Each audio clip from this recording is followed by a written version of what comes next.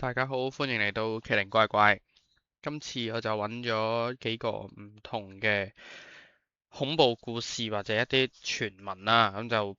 好快速咁講俾大家聽下。咁首先啦，第一個呢就係有關於一個停屍間嘅。咁呢個停屍間呢，就係某個大學嘅醫學院入邊嘅。咁啊話說啦，咁呢個傳說就話佢喺香港1970至80年代嘅時候呢，就有某間呢啲咁嘅醫學院啦，咁就舉辦呢個迎新營啊，就捉咗個新生，就走入去鎖住咗喺佢哋學校嘅停屍間裏邊，就單獨過夜啦。咁都冇乜嘢。第二朝起身嘅時候呢，啲同學就走去開門睇下佢咩料啦，就發現呢，佢黐咗線啦，已經失去咗理智，跟住食緊嗰啲屍體啊、內臟啊，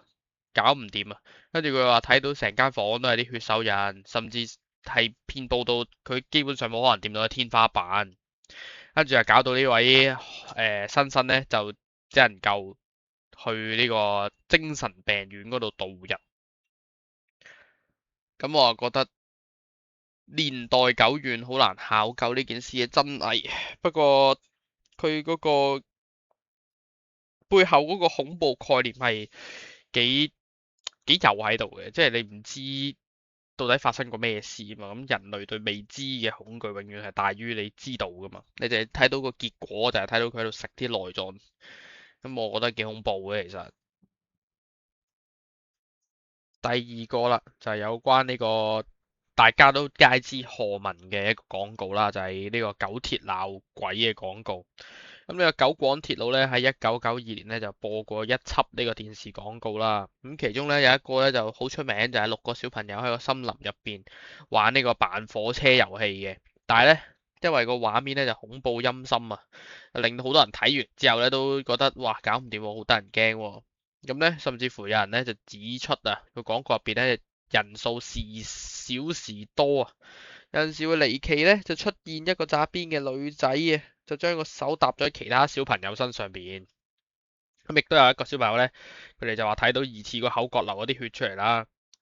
咁甚至乎誇張到啊，有一個婦人咧就聲稱，哇，自己死咗幾年嘅仔竟然喺呢條片嗰度出現，甚至咧就傳出呢個參與拍攝嘅小朋友事後咧就離奇死亡啊，或者失蹤啊。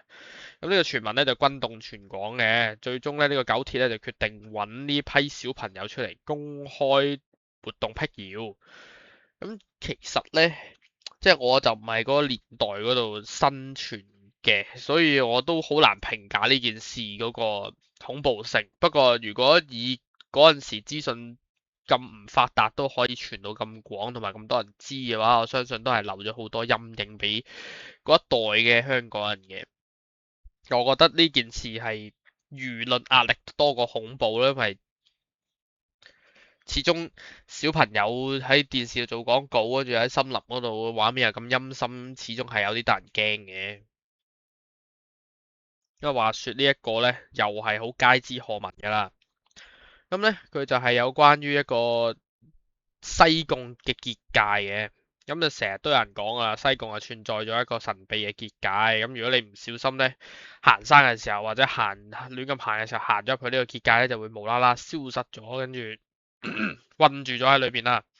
咁其實香港過往呢，就成日都發生喺西貢嗰度呢，就有啲行山人士就唔見咗或者直接人間蒸發咁樣啦。